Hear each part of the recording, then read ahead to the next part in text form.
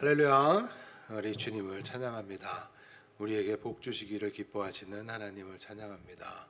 오늘은 지금까지 배운 요한일서 총정리를 하면서 요한일서의 결론인 5장 21절 말씀을 통해서 하나님의 은혜를 나누고자 합니다. 우리 지난 시간에 아는 것이 곧 하나님의 복을 누리는 삶이라는 사실에 관하여서 말씀을 나눴습니다. 기억하십니까? 아는 것이 왜 여러분들 복된 삶이에요? 왜 그런 결론을 그러한 제목으로 나눴었던 거예요? 우리가 또 알아야 하는 것이 무엇입니까? 여러분들이 알아야 하는 것이 뭐예요? 어떤 알므로 나아가야 합니까? 지난 시간에 설교를 잘 들으셨던 분들은 이 질문들에 대해서 이미 답이 되실 거예요.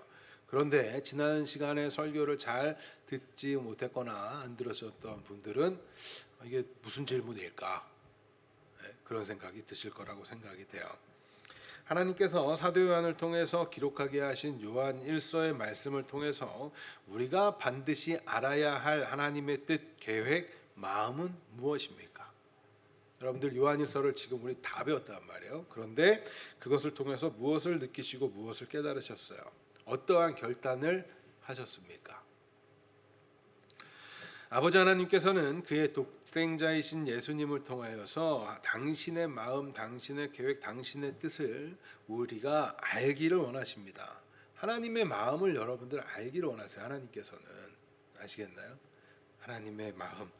그의 독생자 예수님께서는요, 아버지 하나님의 뜻을 우리가 알 수 있도록 알게 하시기 위하여서 오직 하나님의 뜻과 하나님의 계획에 따라서 그 일을 행하셨어요. 그래서 우리는 예수님을 통해서 하나님을 알게 되는 거예요. 사도 요한은 예수님과 함께하면서 아버지의 뜻하심에 따라서 죽임당하시기까지 순종하심으로써 그 뜻을 이루시는 그 예수님을 보았고 만졌고 함께했어요. 예수님과 깊은 사귐이 있었어요. 그리고 약속하신 성령, 하나님의 임재, 역사, 권능으로 그 뜻을 온전히 깨닫고 예수님을 통한 하나님의 그 놀라우신 뜻, 우리를 향하신 마음, 그 계획을 오늘날 우리들도 깨달아 알 수 있도록 하나님께서 사도 요한을 통해서 우리에게 편지를 보내신 것이죠. 그러니까 여러분들은 이제 예수님을 통해서 하나님의 마음을 아는 그 자리로 가는 거죠. 우리가 성경을 지금 우리가 이 성경, 그러니까 지금 살펴보고 있는 요한일서를 통해서 반드시 알아야 할 하나님의 뜻이 무엇입니까? 다시 질문 드리는 거예요. 여러분들 요한일서를 통해서 우리가 알게 되고 깨달아야 하는 것. 하나님께서 예수님을 통해서 우리가 알기를 원하시는 그 마음은 뭐예요? 하나님의 그 마음. 바로 그의 독생자 예수님께서 참 하나님이시며 참 생명이 되시고 예수님을 믿는 자, 예수님과 깊은 사귐이 있는 자들은 예수님 안에 거하는 자들이므로 예수님의 생명이 우리들에게도 주어졌다라는 그 놀라운 복음, 이게 복 아니에요? 복. 우리는 이 복음을 통해서 예수님 안에서 예수님의 피에 힘입어 거룩하고 위대하신 하나님 앞에 나아갈 수 있는 자들이 되었다는 사실을 여러분들은 요한일서를 통해서 배우셔야 하는 거예요. 그렇죠? 예수님께서는 하나님의 그 마음이 담긴 그 뜻, 그 계획을 이 땅에서 실현하심으로써 우리에게 하나님과 깊은 사귐, 곧 하나님과 깊은 관계로 나아가도록 하나님의 뜻을 펼쳐 보이셨습니다. 그러니까 예수님이 다른 일을 하신 게 아니에요. 하나님의 뜻을 펼쳐 보이시는 거라고요. 아시겠죠? 하나님의 마음이 담긴 하나님의 뜻과 계획은 다른 것이 아닙니다. 창세전에 택하신 우리들, 예수님을 통하여 예수님을 믿음으로써 예수님 안에 거하는 그들을 자녀 삼으시고 영원하신 하나님의 나라, 사랑이 차고 넘치는 그 하나님의 나라에서 영원히 함께 하시는 바로 그것이 하나님의 뜻이에요. 우리는 요한일서에서도 그것을 발견할 수 있었던 거죠. 따라서 우리가 이 땅에서 행해야 하는 것은 하나님의 뜻과 계획을 펼쳐 보이시고 행하시고 이루시며 그 크신 사랑과 공의를 나타내신 오직 예수, 무엇을 더하거나 무엇을 빼지 않고 오직 성경의 가르침을 통해서 깨닫게 되고 알게 됨으로써 만나게 된 예수님과 더욱 깊은 사귐, 더욱 깊은 사랑의 교제를 나누는 삶으로 살아가는 것, 그 삶을 우리는 살아가야 되는 거예요. 예수 믿는 자들은 세상에 사는 사람들과 다른 삶을 사는 겁니다. 자꾸 여러분들 착각하시면 안 돼요. 세상 사람들처럼 살면서 나에게 뭔가 도움을 줄 어떠한 존재를 믿는다, 이러한 식으로 신앙생활 하시면 그것은 전혀 다른 우상 숭배하는 거랑 같은 거란 말이에요. 바로 이것이 지금 이 땅을 살아가면서 우리가 누리는 복이에요. 예수님을 아는 거, 예수님과 아는 거, 예수님과 사귀는 거, 그를 통해서 하나님과 아는 거, 하나님과 자녀, 하나님의 자녀 되는 그 관계가 형성되는 거, 이보다 더 놀라운 복이 어디 있어요? 여러분들 무엇이 그렇게 더 필요한가요? 뭐가 그렇게 더 중요한가요? 예수님을 믿게 되고 예수님을 주로 고백하게 되어 하나님의 자녀가 되었다는 사실을 깨닫고 굳게 믿는 자들이라면, 여러분들이 정말 그 사실을 믿는 자들이라면, 가슴 깊이 느끼고 있는 분들이라면 뭐가 그렇게 부족한 자들입니까? 무엇이 더 필요한 자들이에요? 진짜 복음을 가슴 깊이 깨닫게 되면 비로소 알게 되는 것, 비로소 소망하게 되는 삶은요, 더욱 주님과 사랑하는 삶 그 자체예요. 여러분들 그 주님과 더욱 더 주님을 더 알기 원하고 주님과 더 사랑하기를 원하세요? 정말? 너무나 안타까운 건 예수 믿는다고 하시는 분들 중에 그러한 마음이 느껴지는 거, 물론 뭐 목사가 느껴야 되고 뭐 이런 건 아니겠지만 하나님 아시겠지만, 왜 사랑하는 사람들은 표가 나잖아요. 연애를 같이 시작한 사람들 보면 표 나는데 왜 지금 오늘날 예수 믿는다고 하는 사람들, 특히 우리 교회에 지금 여러분들 계시는 분들 중에 그렇게 표가 잘 안 날까요? 그래서 너무나 안타까워요. 정말 사랑하고 있는 거 맞아요? 그게 여러분들의 삶의 전부 맞습니까? 그럼 진지하게 좀 여러분들을 살피실 필요가 있습니다. 여러분들 진짜 복음을 가슴 깊이 깨닫게 되고 비로소 알게 되면 예배를 사모하게 되고요, 찬양하는 걸 기뻐하게 되고 더욱더 하나님께 집중하려고 하는데, 과연 우리가 그러한 삶을 지금 살고 있는가? 비로소 소망하게 되는 우리의 삶은요, 더욱 주님과 사랑하는 삶이에요. 그러한 자들이 천국도 소망하는 거예요. 천국을 소망한다는 게 뭐라 그랬어요? 그냥 좋은 데니까, 그것은 아무 고통이 없는 데니까 그래서 천국 소망하는 거라 그랬나요? 그렇지 않잖아요. 하나님과 함께하는 거 소망하는 게 천국을 소망하는 거라고 그랬잖아요. 근데 하나님을 별로 몰라, 관심도 없어.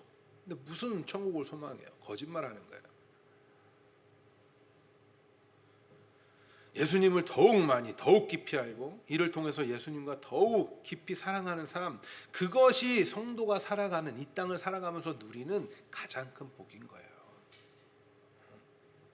이러한 성도의 복된 삶, 곧 예수님을 믿는 자들의 삶의 목적과 그 의미를 모른 채 이전에 가지고 있던 세상의 가치관, 그것을 그대로 유지하면서 그저 종교라는 울타리 안으로 들어와서 자신을 하나님의 뜻에 맞추는 것이 아니라 자신에게 하나님을 맞추려고 하는 그러한 모습들, 그것은 우리가 지향해야 하는 모습들이 아니죠.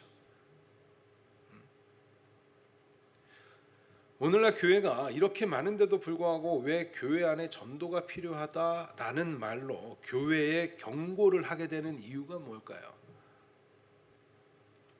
모태신앙을 이야기하고 우리 부모가 신앙생활을 뭐 했고 몇 대가 우리가 신앙의 집안이고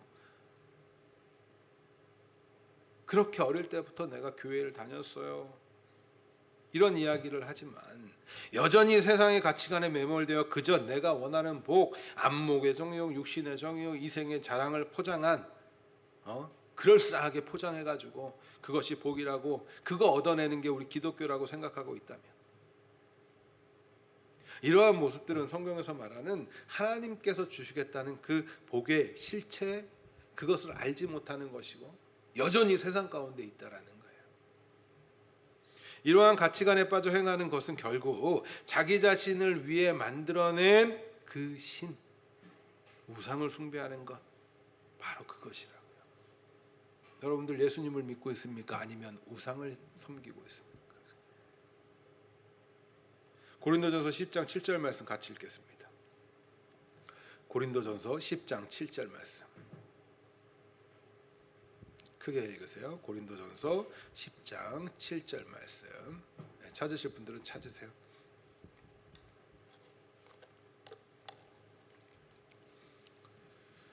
고린도전서 10장 7절 같이 읽습니다. 시작. 그들 가운데 어떤 사람들과 같이 너희는 우상 숭배하는 자가 되지 말라. 기록된 바 백성이 앉아서 먹고 마시며 일어나서 뛰논다 함과 같으리니. 자, 이 구절을 말한 배경을 토대로, 이 어떤 배경을 토대로 지금 말하고 있는 구절인지 여러분들 눈치채신 분들이 이미 있으실 거예요. 성경을 지금 읽고 계시다면 어떤 배경입니까? 언제 얘기하는 것 같아요? 출애굽 당시에 모세는 시내산에서 하나님의 법을 받기 위해서 40일간 산에 머물게 되죠. 그런데 자신들의 지도자 모세가 내려옴이 더딤을 본 그 이스라엘 민족이 행한 일이 뭐였어요? 여러분들, 세상의 힘, 세상에서 말하는 그 복을 얻어내기 위해서 자기 자신을 위하여 송아지 형상을 가리켜 그 송아지 형상이 자신들을 출애굽시킨 하나님이라고 말하며 그 우상에게 번제를 드리고 화목제를 드리고 그 앞에서 먹고 뛰놀던 그 모습, 그때를 지금 이야기하고 있는 거예요. 출애굽기 32장 1절부터 6절 이야기 우리 같이 읽겠습니다. 중요합니다. 여러분들 이거 잘 보면서 나는 지금 어떠한 상태인가를 자꾸 점검하세요. 출애굽기 32장 1절부터 6절 같이 읽습니다. 시작. 백성이 모세가 산에서 내려옴이 더딤을 보고 모여 백성이 아론에게 이르러 말하되 일어나라 우리를 위하여 우리를 인도할 신을 만들라. 이 모세 곧 우리를 애굽 땅에서 인도하여 낸 사람은 어찌 되었는지 알지 못함이라. 아론이 그들에게 이르되 너희 아내와 자녀의 귀에서 금고리를 빼어 내게로 가져오라. 모든 백성이 그 귀에서 금고리를 빼어 아론에게로 가져가매 아론이 그들의 손에서 금고리를 받아 부어서 조각칼로 새기어 송아지 형상을 만드니 그들이 말하되 이스라엘아 이는 너희를 애굽 땅에서 인도하여 낸 너희의 신이로라 하는지다. 아론이 보고 그 앞에 제단을 쌓고 이에 아론이 공포하여 이르되 내일은 여호와의 절이라 하니 이튿날에 그들이 일찍이 일어나 번제를 드리며 화목제를 드리고 백성이 앉아서 먹고 마시며 일어나서 뛰놀더라. 1절에 우리를 위하여 만들어낸 신, 이게 바로 우상의 정의 아니에요? 자기 자신을 위하여서 만들어낸 신.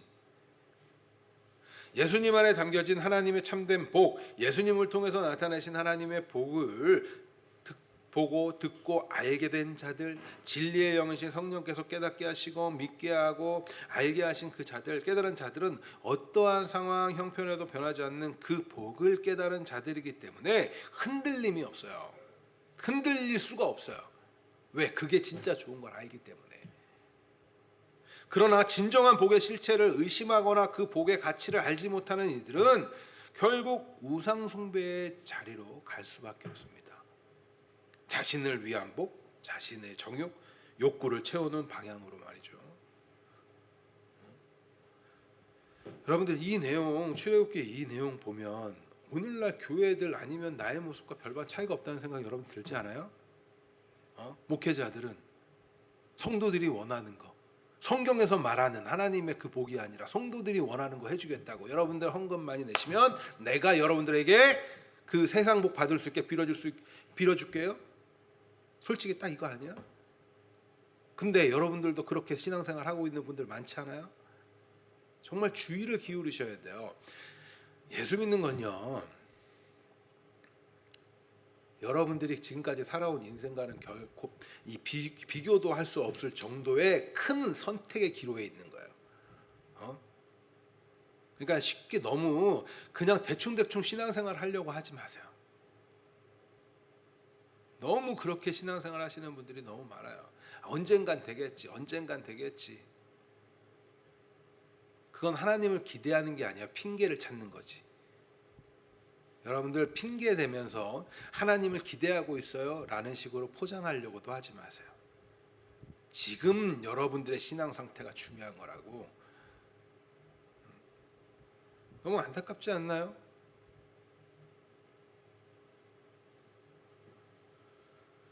그 복이 진짜 복이 뭔지를 모르면 자꾸 이렇게 바뀌어요. 세상 사람들처럼, 그들처럼. 왜 요한일서의 결론이 오늘 본문처럼 우상 숭배에 관한 경고로 끝이 나는지 여러분들 조금 이해가 되시나요?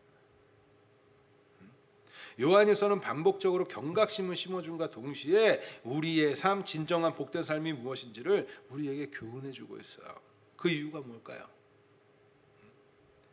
당시에 성행하고 교회를 혼란에 빠뜨리고자 했던 그 이단들의 도전이 매우 거세게 다가왔기 때문에 그래요. 그런데 그 당시 초대교회 당시에 성행했던 이단들의 모습은 여전히 오늘날 우리들을 유혹하고 혼란에 빠뜨리기 위해서 활동하는 그들과 별반 차이가 없어요.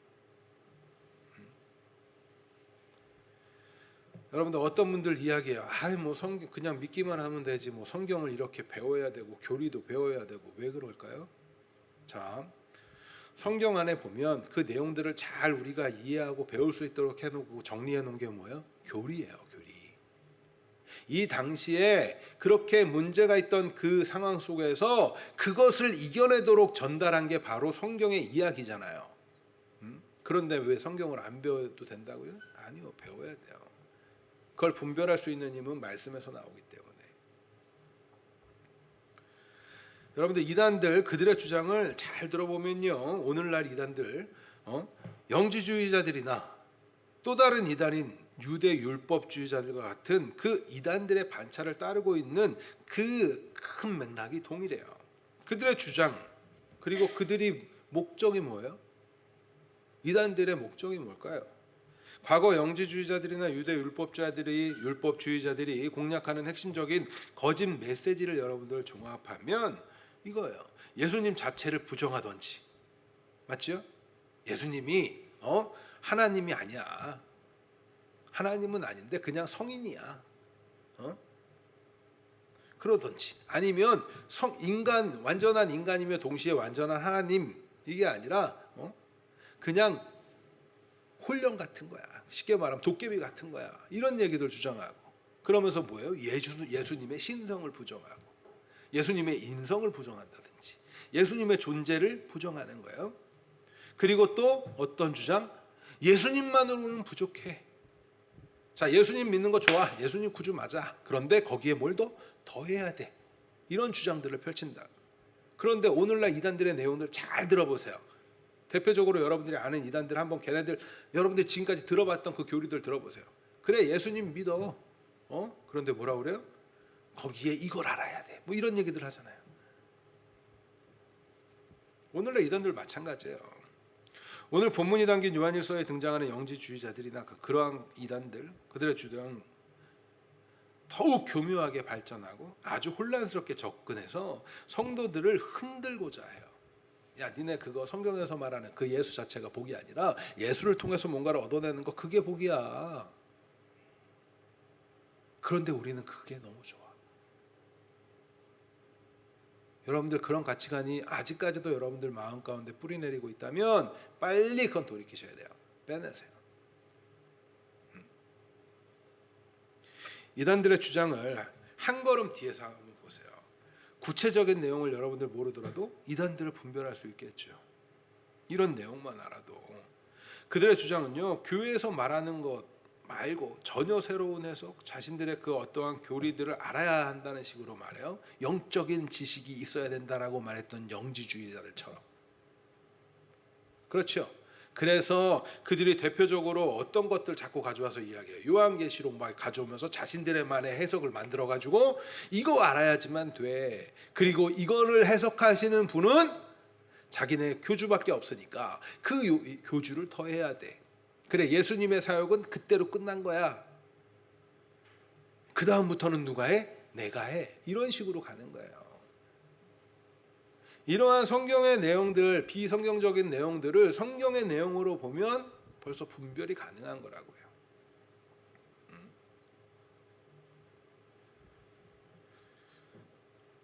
예수님도 섬기고 자신의 교주도 섬기라는 그러한 결론으로 향하는 거죠. 그러면서 예수님보다 자신들의 교주가 더 뛰어난 존재다라는 쪽으로 결론을 맺기도 해요. 여러분들 성경을 배워야 하고 특히 요한일서 뭐 이런 내용들을 잘 배우고 하나를 정리해 놓고 있으면 나중에 성경을 이해하면서도 굉장히 많은 유익함이 있어요. 제가 여러분들을 어렵게 가르치려고 뭐 영지주의가 어떻고 이런 얘기를 해드리는 게 아니에요. 힘을 가지시라는 거예요. 힘을.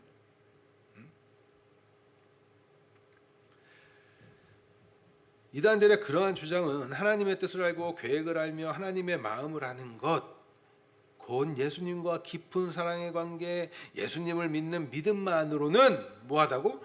부족하다라고 말하는 거야. 자꾸 뭔가를 더하라는 거야. 잘 보세요. 이것만 알고 있어도 분별이 가능하겠죠.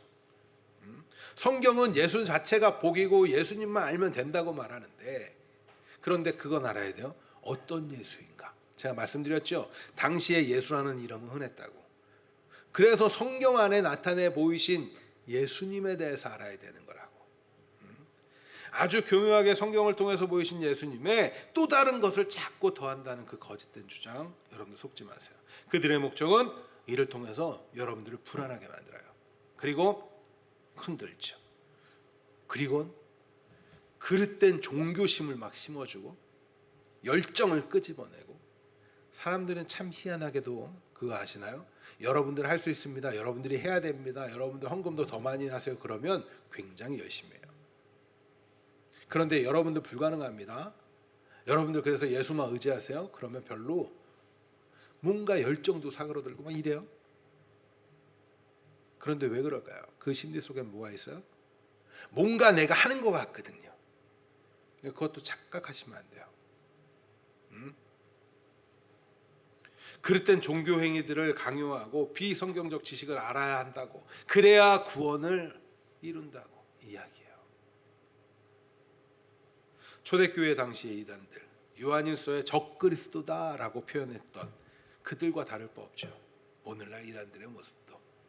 이단들은 결국 그 안에서 크게 벗어나지 못해요. 여러분들, 초대교회 당시 교회를 혼란스럽게 했던 영지주의자들이나 또 다른 이단인 유대율법주의자들, 그리고 신비주의 이단들. 그래서 우리가 복음을 확실하게 알고 있으면, 뭔가 진짜 복이 성경에서 하나님이 주시고자 하는 그 복이 뭔지를 정확하게 알고 있으면 분별할 수 있어요. 그런데 문제는, 진짜 문제는 뭔지 아세요? 더 큰 문제. 그렇게 저들은 이단이야 라고 판별된 데 말고 더 큰 문제는 정통교회라는 타이틀을 가지고 있지만 더욱 교묘하게 뿌리 깊게 박혀있는 이런 이단적이고 비신앙적인 모습들, 앞서 언급한 교회 안에 전도가 필요하다는 말을 실감케 하는 일이 너무나 교회 내에서 발생하고 있다라는 점이에요. 왜 그럴까요? 다시 한번 생각해 볼게요. 출애굽 그 당시에 하나님의 법을 받기 위해서 모세가 자리를 비웠을 때 아래에 있던 그 사람들이 만든 것이 무엇입니까? 그들이 뭘 만들기 원했어요? 자신을 위해서 만드는, 그들은 눈에 보이는 하나님을 만든 거예요. 눈에 보이는 하나님. 왜요? 무엇을 하기 위해서? 그런 그 구절들을 유심히 살펴보면 그들은 다른 신을 부르지 않아요. 앞서 읽었던 출애굽기 32장 4절 말씀을 다시 한번 읽어보도록 하겠습니다. 같이 읽습니다. 32장 4절 시작.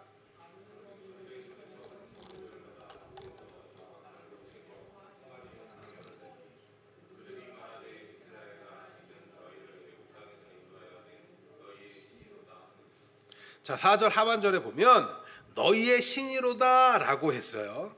이게 우리말로 번역을 해서 보면, 번역을 해서 조금 이렇게 설명이 필요해요. 이 신이라는 단어를 원어로 보면요, 엘로힘이라고 기록해요. 엘로힘. 그럼 어디서 많이 들어보지 않았어요, 여러분들? 엘로힘. 구약에서 약 2600회 정도가 나오는 단어고, 전능하신 하나님이라는 뜻이에요. 하나님이신 하나님, 진정한 하나님. 여기서 엘, 이 단어는 강한 자, 곧 하나님을 표현하는 말이에요. 복수, 엘의 복수가 엘로힘인 거고, 이 엘이라는 말이 들어갔던 표현 중에 여러분들이 너무나 잘 아는 표현이 하나 있죠. 엘. 예수님의 또 다른 이름이 뭐예요? 예수님의 또 다른 이름이 뭐예요? 임마누엘. 그 엘이 바로 이거라고요. 그러니까 임마누엘은 무슨 뜻이에요? 하나님이 우리와 함께 하시다잖아요. 그러니까 그 엘이 하나님이라는 말이야. 이들이 지금 부르고 있는 건 누구예요? 하나님이에요. 그러니까 여기서 자꾸 다르게 이야기를 하니까 이렇게 표현을 해요. 내가 인도하여 낸 너희 신이로다 하니까 다른 신, 우상을 만들어 놓고 우상을 다른 신으로 부른 거로 생각하는데 아니에요. 우상을 그 소를 만들어 놓고 그걸 하나님이라고 부른 거예요. 이해가 되시죠? 그들이 왜 그렇게 만들었을까? 그들은 애굽을 했죠. 그들은 애굽으로부터 나온 자들이에요. 그들이 아는 지식에서 어떤 생각을 했어요? 하나님에 대한 상상을 그리는 거예요. 그 형상, 그들이 섬기던 방식, 세상에서 숭배하던 방식, 전혀 다른 우상을 새롭게 만든 게 아니라 자신들이 알고 있는 지식의 수준에서 하나님을 그 모양으로 만들어 놓고 이게 우리를 출애굽시킨 그 신 하나님이야 라고 말하고 있더라고요. 그런데 문제가 뭐예요? 그들이 나일강 신을 부른 거예요? 생산의 여신을 부른 거예요? 땅의 신을 부른 거예요? 갑충신을 부른 것도, 신성한 수소와 암소신을 부른 것도, 육체의 신, 공기의 신, 곤충의 신, 태양신 라를 부른 것이 아니에요. 그들은 하나님을 불렀어요. 그런데 왜 그것이 문제라는 거예요? 그게 왜 문제예요? 또 무엇보다 한번 잘 생각해 보세요. 그들은 아직 십계명의 내용을 몰라요. 그죠? 제1계명을 보면 어떤 내용입니까? 나 외에 다른 신을 두지 말라, 그리고 형상을 만들지 말라. 근데 그 내용을 아직 이들은 몰라요. 그러니까 형상을 만들지 말라고 해서 그래서 문제예요? 라고도 답할 수는 없는 거죠. 몰랐잖아 이들은. 그러면 과연 그들의 문제가 뭐예요? 바로 자신들을 위하여, 자신을 위로하기 위하여. 이들이 왜 그 눈에 보이는 신이 필요했던 거예요? 불안하니까, 불안을 해소하기 위해서. 여러분들 하나님을 그렇게 믿고 있진 않아요? 그저 하나님을 내 불안이나 해소해 주는 존재쯤으로 생각하고 있지 않냐고요. 여러분들 이건 다른 겁니다. 하나님과 깊은 관계를 맺었더니 평안이 주어졌어, 이거와 내가 평안하기 위해서 하나님을 믿겠어는 다른 거예요. 이게 종교와 신앙의 차이라고. 아시겠나요? 이해가 되세요? 이거 분명히 이해하셔야 돼요. 다른 종교들 자신들이 신을 만들어요. 그래서 그 신들이 어떤 모습을 갖고 있어요? 다 인간의 한계 속에서 갖고 있어요. 그 신들이. 그러나 우리는 그렇지 않아요. 성경을 통해서 계시해 보여주시는 그 하나님을 믿는 거예요. 하나님을 너무 우상처럼 만들어 놓고 그냥 내가 원하는 거 들어주는 분쯤이라고 생각하시면 안 된단 말이에요. 아주 긴밀한 관계를 맺으신 하나님이에요. 여러분들 어떤 분들은 그러죠. 기도하는 게 어려워요. 기도가 잘 안 돼요. 왜 기도가 안 될까요? 맨날 달라는 기도만 하니까 기도가 안 되는 거야. 맨날 기도 내용 똑같죠. 뭐는 잘 되게 해주고, 뭐는 해결해 주시고, 뭐는 해주시고. 하나님과 깊은 사귐이 있다면 여러분들 보세요. 서로 사랑하는 사이면 맨날 나 이거 사줘 저거 사줘만 하나요? 너무 이상하지 않아요? 신앙생활 해온 게 우리가? 맨날 만날 때마다 엄마 나 이거 사줘, 아빠 나 이거 사줘, 맨날 이거만 하면 그 딸도 보기 싫을걸요? 더군다나 내가 못 해주는 형편이어봐 짜증도 나지. 그런데 아이가 와서 그래요. 엄마 나는 이런 것도 했었고 저런 것도 했었고 의견도 여쭙고. 엄마는 생각을 어떻게 하세요? 이런 어떠한 사건들을 보면서도 이야기할 수 있고. 그럼 어떻게 해요? 이렇게 안내도 해주고, 그렇죠? 성숙하게 이렇게 인도도 해주고, 때로는 그 마음을 헤아려 주기도 하면서, 그러면 위로도 받고.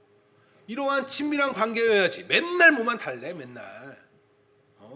그게 무슨 기도예요? 그건 우리 엄밀히 따지면 우리 기독교 안에서 우리가 행해야 되는 기도는 아니에요. 좀 우리가 신앙을 전반적으로 잘 점검을 하시란 말이에요, 여러분들.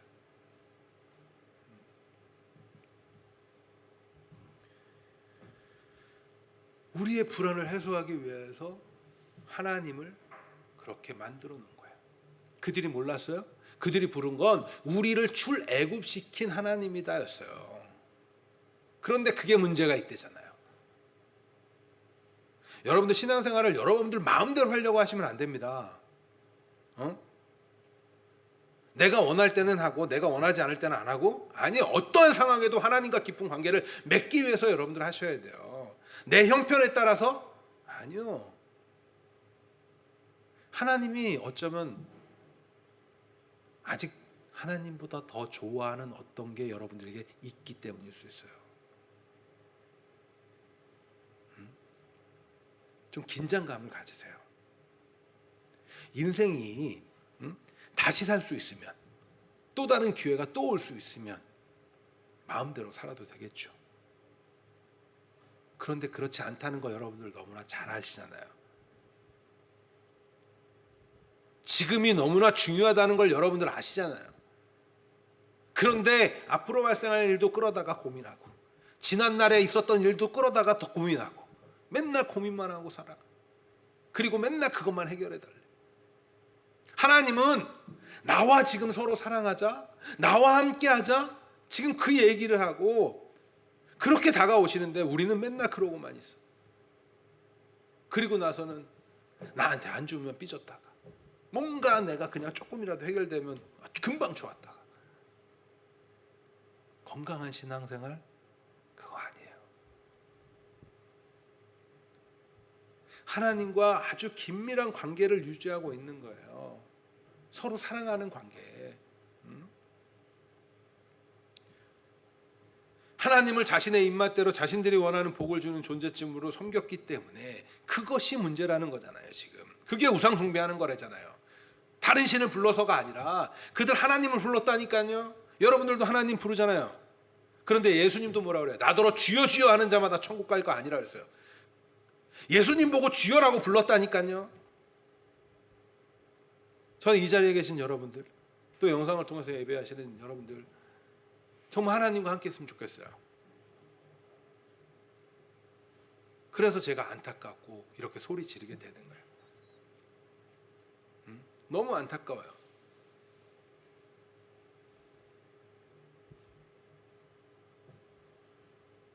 그리고 하나님을 그저 자신들 복 주는 그 하나님으로 끌어내리는 건 하나님의 존재를 무시하는 거예요. 혹시라도 여러분들 주변에 여전히 그런 생각을 갖고 있다면 여러분들 화가 나야 되는 거 아니에요? 예수 믿는 자들이 적어도. 그런데 거기에는 나도 그러니까 그냥,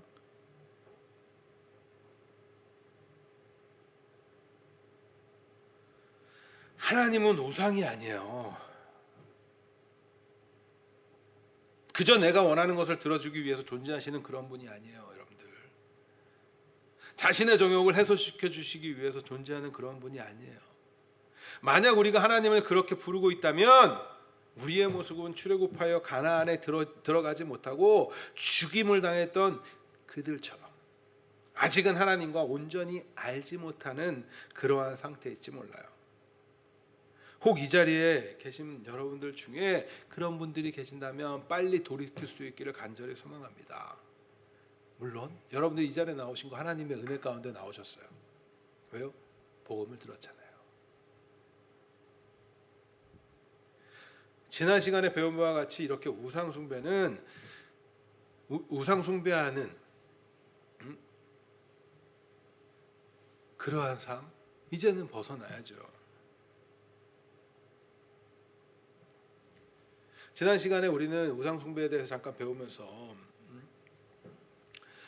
우리 인간의 실체는 모두가 다 우상 숭배를 했던 자들이었다라는 거 배웠죠. 그런데 그거 용서함 받는다고 그랬어요. 그죠? 용서받지 못하는 거 그게 뭐라 그랬습니까? 성령을 회방하는 거라 그랬잖아요. 그죠? 성령을 회방하는 거. 그 외에 다른 거 용서받는다 그랬어요. 우리 다 우상 숭배했던 자들이에요. 제가 이렇게 강단에서 선포하는 거 이거는 저는 안 했기 때문이 아니에요. 저도 우상 숭배했던 자들이라고. 어떠한 우상을? 나라는 우상을. 나를 조금 더 확대시키고 나를 대입시킨 내 자녀 또 어떠한 것들,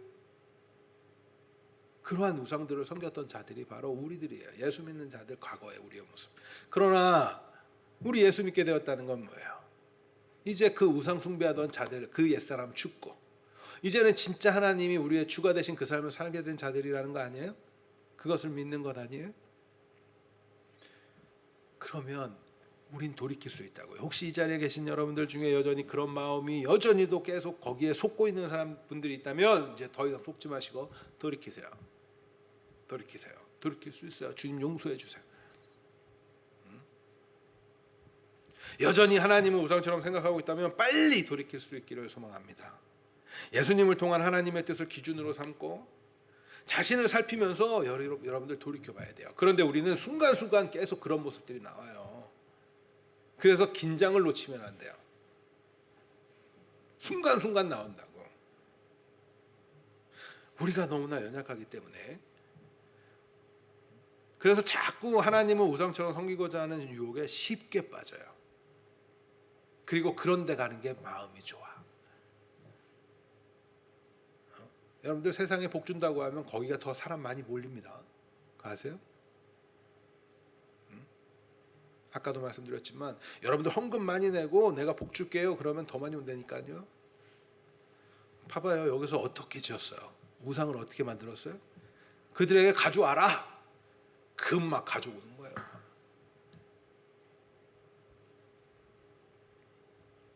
그런데 그게 아니잖아요.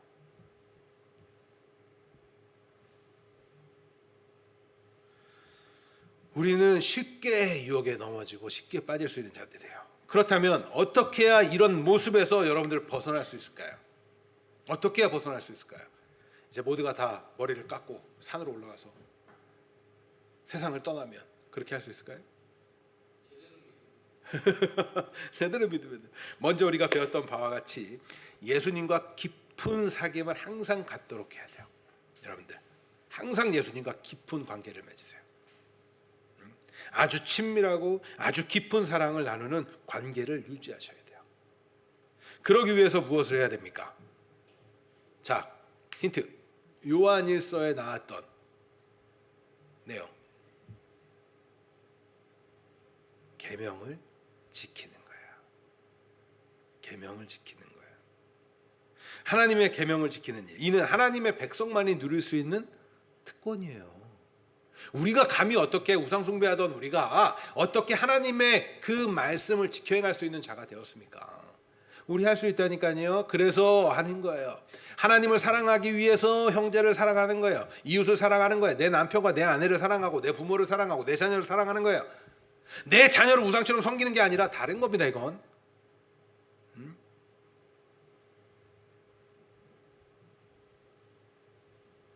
우리가 하나님의 계명을 지킬 수 있는 건 우리는 하나님의 복을 누리는 자라는 거예요. 왜요? 우리가 계명을 지킨다는 건 곧 우리가 누구에게 속했다? 하나님께 속했다는 거잖아요. 여러분들이 하나님께 속했다는 거예요. 계명을 지킴으로써 예수님과 더욱더 친밀해지는 거예요. 더욱더 사랑하는 거예요. 그러기 위해서는 뭐 해야 돼요? 성경을 통해서 예수님을 알아야 되고 예수님에 대해서 알고 그래서 하나님에 대해서 알고 그리고 나서 그 관계 속에서 더욱더 깊이 알게 되는 거라고요. 만남이 이루어져야 하는 거예요. 하나님의 계명을 지키는 거는요, 하나님을 사랑하는 방법이에요. 하나님을 사랑하는 거라고. 그래서 여러분들 하나님 사랑하십니까? 사랑하세요? 그럼 어떻게 사랑하고 있나요? 어떻게 사랑하고 있어요? 형제를 사랑하고 이웃을 사랑하고 아내를 사랑해 보면서 그러면서 우리는 인식하는 거예요. 제가 다시 한번 말씀드립니다만 요한일서 하면서 제가 계속 누누이 말씀드렸어요. 내가 좋아하는 행동과 사랑하는 건 다른 겁니다. 이야기 드렸죠.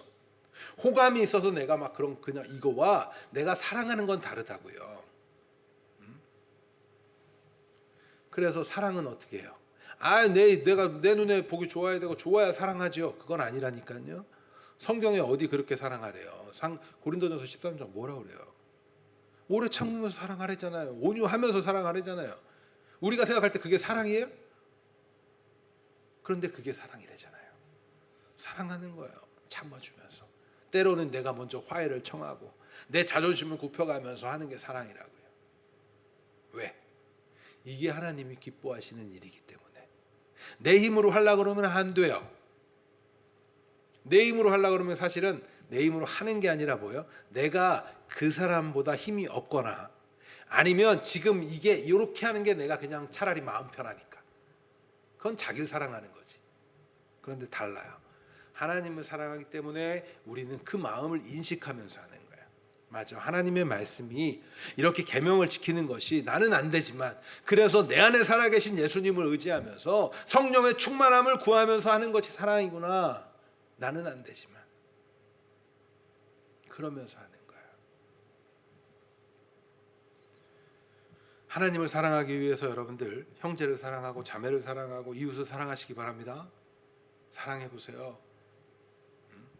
하나님을 우상으로 만들고 하나님의 자리에 자신이 앉아 있지 마시고 하나님과 깊은 인격적인 관계를 유지하기 위해서 그의 말씀이 살아 숨쉴 수 있도록 여러분들 안에 예수님이 거하신다는 사실을 어떻게 알아요? 주님의 말씀이 살아 숨쉬고 있으면 여러분들 안에 예수님이 거한다는 것 아니겠어요?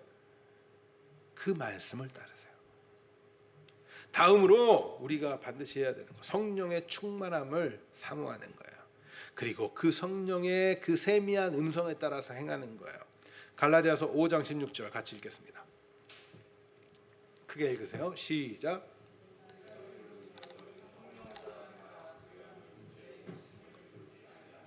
자, 우리가 우상 숭배하는 그 뿌리에는 육체의 욕심이 있기 때문이에요. 달리 쉽게 말하면 자기만 사랑하기 때문이라는 거예요. 자신이 왕이 되어 있는 거. 요한일서의 표현으로 하자면 뭐요? 육신의 정욕, 안목의 애정, 이생의 자랑. 이것이 우리 가운데 깊이 박혀 있기 때문에 우리가 나라는 우상을 섬기기 위해서 하나님도 끌어내리고 그렇게 하는 거란 말이에요. 하지만 여러분들 이 사실 반드시 기억하세요. 우리가 예수님을 믿는다는 건 이제 우리는 이미 그리스도와 함께 십자가에 못 박혔고 다시 예수님과 함께 살아난 새로운 피조물이라는 점을 여러분들 잊어서는 안 돼요. 제가 그래서 설교 요한일서 하다가 갑자기 갈라디아서 이거 했었잖아요. 그렇기 때문에 이제 우리는 옛사람은 죽고 새사람이 되었다는 사실을 믿는 자들입니다. 거듭났다는 사실을 믿는 자들이에요. 중생이라고도 하죠. 육체의 욕심을 따라 살아가는 자들이 아니라 이제는 성령을 따라 행하는 자들이 되었다는 거예요. 그러면 행해야죠. 제가 가끔 기도를 들으면서 참 은혜를 많이 받아요. 우리 성도분들이 대표 기도하실 때. 그러면서 한편으로는 이런 생각을 해요. 그래, 그렇게 행해야지. 그런데 한편으로는 우리 성도들도 그런 마음으로 행해야지. 이런 기대를 갖고 있어요. 행하고 계시죠? 기도하고. 그냥 기도만 하고 행하진 않고 이러고 있는 건 아니죠. 행하셔야 돼요. 그런데 대표기도 하시는 분들은 아마 행하고 계실 것 같은데 여기서 내가 대표기도 순서가 아닐 때 예배 드리시는 분들은 과연 그 기도를 아멘으로 정말 나도 그렇게 되기를 원하고 내가 그렇게 행하겠다는 다짐 속에서 아멘을 하고 계십니까? 그냥 그거는 저 전도사가, 그거는 저 강도사가, 저 집사가 기도한 거지. 그렇게 생각하고 계세요? 공동체의 대표, 이 예배 대표 기도를 하실 땐 공동체가 가야 할 방향을 기도하시고 하나님의 뜻을 구하는 거잖아요. 그러면 거기에 아멘 했으면 우리도 그렇게 되기를 소망하셔야 되는 거예요. 그리고 행하셔야 되는 거예요. 그러지 않으니까 맨날 교회 안에서는 기도는 많이 하는데 뭐가 없어. 변하지 않아. 행하기 위해서 노력하시기 바랍니다. 예배 시간에만 고개 끄덕이시면 안 돼요. 행하셔야 돼요. 삶에서 같이 행하자는 거야. 같이. 아시겠죠? 끊임없이 넘어져도 괜찮다고요. 넘어져도 괜찮습니다. 왜요? 그렇다고 주님이 우리 손 놓진 않으니까.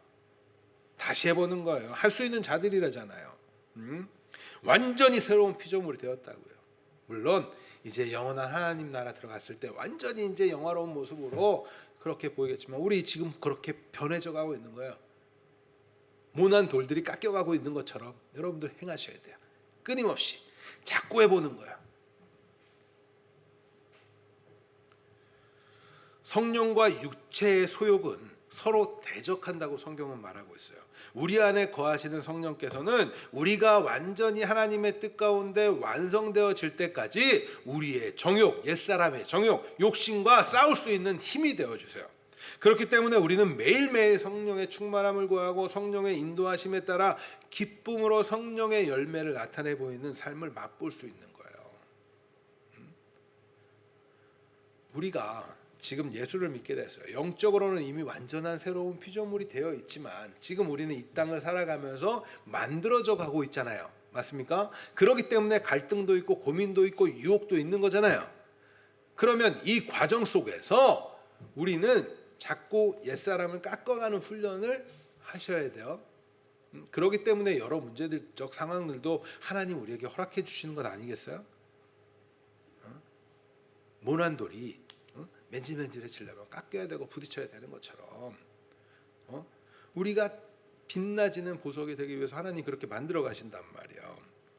이러할 때 성령은 우리 안에 거하시면서 성령은 어디가 왔다 갔다 하시는 게 아니에요. 우리가 예수를 고백하게 된 건 성령 우리 안에 거하시기 때문이에요. 그러면 그 성령이 우리 안에 거하시기 때문에 우리는 우리 안에서 나의 옛사람과 성령이 이렇게 충돌을 해요. 아시겠나요? 충돌을 하다 보니까 때때로 어떠한 사건을 딱 봤을 때 나는 이렇게 하고 싶은 나의 욕구와 하나님의 말씀이 떠오르고 그러면서 불편함이 공존해 우리 마음 가운데. 그때 대부분의 사람들은 어떻게 선택을 해요? 어떻게 선택을 해요? 자신의 소욕에 따라서 선택을 많이 해요. 예수를 모르는 사람은 온전히 자신의 소욕대로 하죠. 내가 편하기 위해 선택한단 말이에요. 그런데 성령이 충만해지면 어떻게 선택을 해요? 나의 소욕이 아니라 하나님의 뜻 가운데 이것을 선택해요. 바꿔가셔야 돼요. 그 순간은 아주 작아 보이는 일부터 너무나 커 보이는 그 일까지 여러 모습으로 나타날 수 있어요. 그러나 여러분들 그거 아십니까? 작아 보이는 그 일에서 해보지 못하면 큰일 못해요. 해보시는 거예요. 자꾸 작아 보이는 그 일부터 해보시는 거예요. 그런데 성령의 충만함을 받으려면 어떻게 해야 될까요? 어떻게 해야 돼요? 어떻게 해야 돼요? 기도해야 돼요. 잠깐 나갔다 들어오셔도 얼마나 답을 잘 맞추시냐고. 기도해야 돼요. 왜? 우리가 기도하면 제가 답답하게 다 했단 말이에요. 이거 설교. 자 보세요. 뭐 한다고? 더 좋은 거 주신다고 하셨잖아요. 그 더 좋은 게 뭐라고? 성령이라고. 그래서 성령의 충만함을 구하라고. 맞지요? 기도하셔야 돼요. 하루에 여러분들 기도하세요. 아침에 일어나시면 기도하시고 식사 때 왜 기도해야 돼요? 그냥 맨날 이거 일용할 양식 주셔서 감사합니다. 이것 때문에 기도해요? 그것 때문에도 하세요. 그런데 그러면서 하나님과 깊은 관계를 나의 삶 속에서 하나님과 관계를 맺고 있음을 감사하면서 성령의 충만함을 구하면서 기도하시란 말이에요. 그러면 어떻게 될까요? 나의 삶 속에서 나의 소욕이 아니라 하나님의 뜻, 성령의 충만한 그 뜻 가지고 선택을 하고 결정을 하는 훈련이 되겠죠. 이거 자꾸 잊어버리시면 안 돼요. 이걸 잊으니까 일주일 동안 살아가면서는 그냥 다시 내 뜻대로 막 살다가 주일날 와서 다시 회개 좀 하다가 그리고 나서는 그래 용서받아 또 가서 일주일 동안 또 그러다. 그러니까 성장이 안 되는 거예요. 그죠? 그러니까 성장이 안 되는 거예요. 지난날에 내가 선택을 항상 이렇게 왼쪽을 선택했어요. 그래서 실패를 경험했다면 그 다음에는 좀 배워야 될 거 아니에요. 뭘 선택해? 오른쪽을 선택해 봐야 될 거 아니에요. 그런데 맨날 실패했는데도 그걸 습관처럼 그것만 선택해. 여러분들 패배도 습관이에요. 이겨본 사람이 이기는 거예요. 그러니까 어떻게 해야 돼요? 성령의 충만함을 구해야 돼요. 그런데 여기서 잘못하시는 분들, 그런 분들이 이단 중에 많은데, 그 왜 그래요? 자기 혼자 생각을 성령의 생각이라고 착각하면서 그걸 선택해. 근데 그걸로 분별하는 기준은 뭐예요? 말씀이라고요.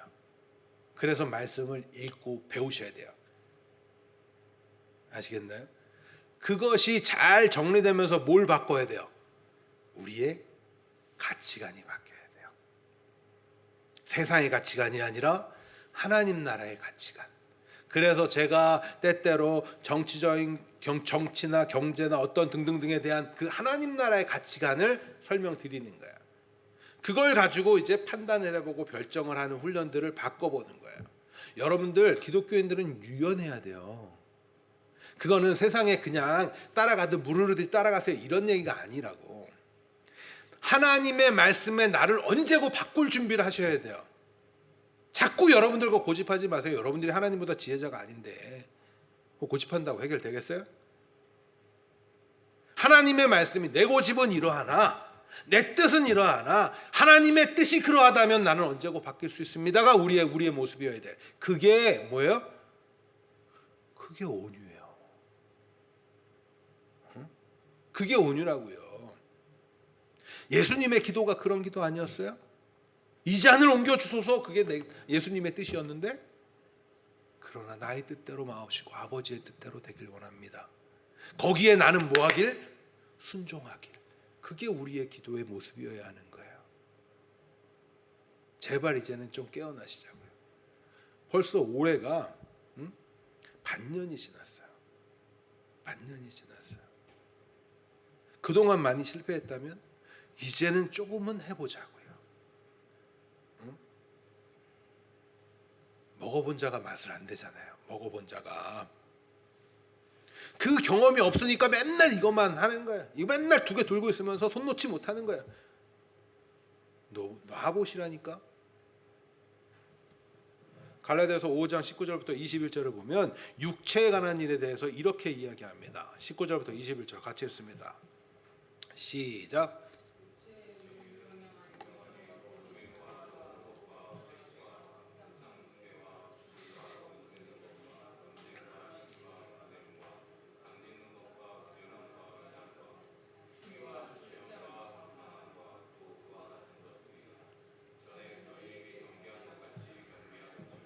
이런 일을 하는 자들은 하나님의 나라를 유업으로 받지 못할 것이요. 여기서 유업, 그거는 수요일날 제가 기업 그런 거 하면서 설명했었어요. 자, 여러분들 여기 보시면 20절에 우상 숭배가 들어가 있죠. 이게 육체의 일이라는 거예요. 그러면 이것과는 여러분들은 다른 선택을 자꾸 해나가셔야 되잖아요. 맞습니까? 자꾸 선택해가지고 우상 숭배의 핵심은 뭐라고요? 나를 위하여서. 나를 위하여서. 정말 진짜 기준을 먼저 딱 세워놓고 거기서부터 출발하는 거예요. 이러한 것들을 거스르고 이길 수 있는 방법이 뭐라고요? 이러한 것을 이길 수 있는 방법? 성령 하나님의 인도하심에 따라 살아가는 거예요. 그러면 우리의 삶 속에서 어떤 삶이 나타날까요? 어떤 삶? 성령의 열매가 맺히는 삶이 나타날 거 아니겠어요? 너무나 자연스럽잖아요. 달리 말하면 예수님 안에 우리가 거하고 우리가 예수님 안에 거하면 우리 안에서 뭐가 나오겠어요? 예수님의 성품이 나오겠죠. 그런데 예수 믿는다고 하면서 매일 내 성품이 나와. 그게 무슨 예수 믿는 거냐고요. 여러분들이 진짜 회개하셔야 되는 건 이런 거예요. 아시겠나요?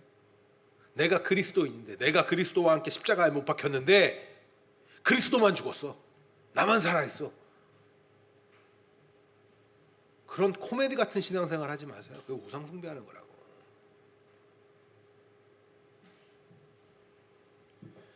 이렇게 살아가면 우리 안에서 성령의 열매가 나타나기 시작해요. 나는 포도나무여 너희는 가지니. 포도나무가 붙어 있으면 열매를 맺어 포도를 맺어야 될 거 아니야. 거기에 시기와 질투를 맺으면 잘못된 것 아니에요? 5장 22절부터 23절, 갈라디아서 5장 22절부터 23절 같이 읽습니다. 시작. 오직 성령의 열매는 사랑과 희락과 충성과 온유와 절제니 이 같은 것을 금지할 법이 없느니라. 성령의 열매가 나타나는 삶은 곧 요한일서의 하나님의 계명을 지키는 자의 삶과 같은 삶이에요. 여러분도 계명 지키셔야 돼요. 그런데 이 계명이 무거운 거라고 그랬어요? 이제 우리에게는 무거운 짐이 아니에요. 그렇죠? 우리에게는 하나님의 백성들이 살아가는 방법이고 하나님의 백성들이 하나님을 사랑하고는 표현하는 방법이에요. 그래서 기뻐야 돼요. 주일 어쩔 수 없이 내가 예배 드리러 가요? 주일 내가 주일 그 지키는 것이 예배 참석하는 게 내가 어쩔 수 없이 이거 해줘야지. 안 오면은 목사님 서운해할 거고 뭐 내가 불편할 거고.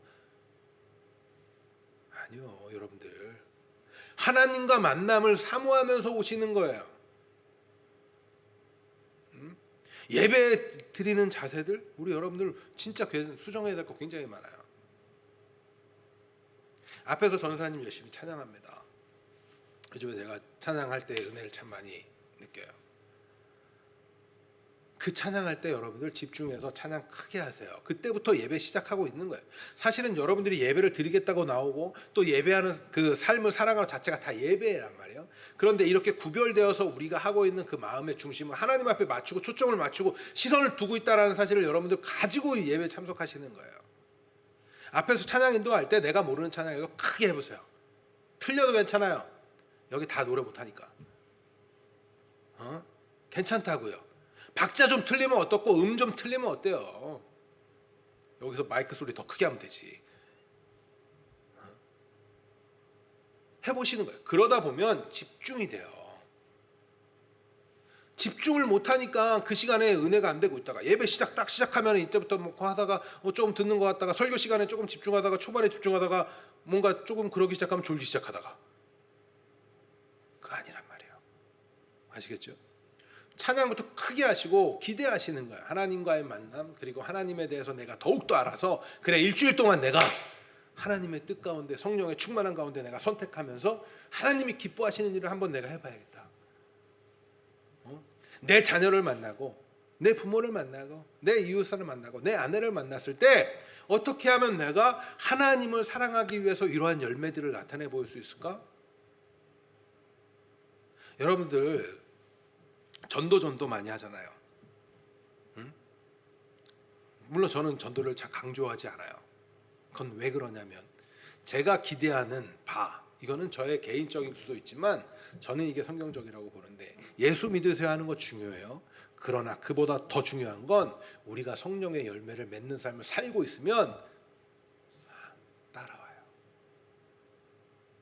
따라와요.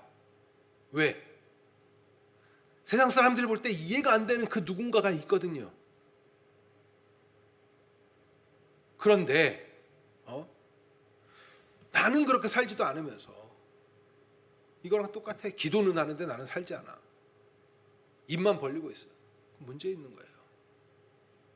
여러분들 우리가 예수님 믿는 건 이제 하나님의 계명을 지킬 수 있는 자가 되었다는 것이고 그걸 율법을 짐으로 갖는 자들이 아니라 하나님을 사랑하는 그 특권을 누리는 자가 되었다는 거예요.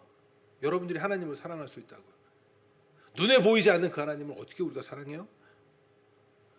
형제를 사랑하고 이웃을 사랑하고 계명 지키면서 성령의 충만함에 의지하면서 이제 해봅시다. 그렇게 달라져 갑시다. 이게 요한일서를 통해서 우리가 배워야 되는 일들이에요. 우상 숭배하지 말고 자기만 사랑하는 그 삶 말고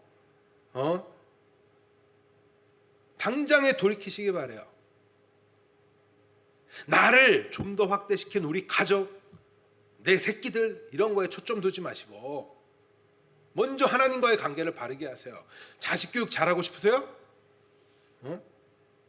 하나님과 관계를 내가 올바르게 하고 있고 언제나 흔들리지 않는 주님과의 깊은 관계를 갖고 있다면 자녀들 따라오게 돼 있어요. 우리 부모가 믿는 하나님 내가 여러분들이 자녀들 아니면은 누군가를 쫓아다니면서 뭐 다 시킬 수 있나요? 못한다니까. 하나님이 그 인생 책임지시면 되는 일 아니에요? 깊이 하나님과 관계를 맺으시기를 간절히 소망합니다. 주 안에 사랑하는 성도 여러분, 우리가 예수님을 믿는다는 의미는 예수님을 통하여 하나님의 마음을 알고 하나님의 뜻을 깨닫고 계획을 알게 되는 것이고, 예수님 안에서 영생을 누리는 자 되었다는 사실을 우리에게 이야기해 줘요. 그렇죠? 예수님이 영생 생명이에요. 근데 우리가 예수님을 믿는 건 예수님이 우리 안에 거하시고 우리가 예수님 안에 거하는 것이고, 그렇다면 우리가 생명을 갖고 있다라는 것 아니겠어요? 이제 그런데 뭐가 그렇게 두려워요? 예수님과 깊은 사랑을 나눌 수 있는 자들이고, 이 사랑을 나눠줄 수 있는 자들이라고요. 이 사랑을 나눔으로써 다시 하나님을 사랑한다고 고백할 수 있는 자들이 우리들이라고요. 예수 믿는 자들. 한 주간 동안 이런 삶이 되길 간절히 소망합니다. 아니, 여러분들의 평생의 삶이 그런 삶이 되길 간절히 소망해요. 피조물에 지나지 않았던, 더군다나 하나님을 끌어내리고 나를 섬기기 위해서 내가 자신만 사랑하던 그 삶에서 그 위대하신 하나님마저 우상으로 만들고 살았던 우리가 이제는 달라져서 진정한 하나님을 섬기고 찬양하고 예배할 수 있다라는 것. 우상 숭배자에서 변화되어 하나님을 찬양하는 예배자가 되었다는 것, 얼마나 감격스러운 일입니까? 이제는요, 그래서 우린 달라져야 돼요. 사랑하는 자들로, 이기적인 사랑을 하는 자가 아니라 하나님을 사랑하면서 형제를 사랑하고 이웃을 사랑함으로 하나님을 사랑하는 자들로, 그 복을 받은 자들이 맞다면 그 복을 나누는 거예요. 여러분들 이 사실을 기억하시고 하나님의 은혜, 성령의 충만함을 구하면서 더욱더 주님의 사랑을 누리실 수 있기를 간절히 소망합니다. 간절히 소망합니다. 우리 찬양하고 기도하겠습니다.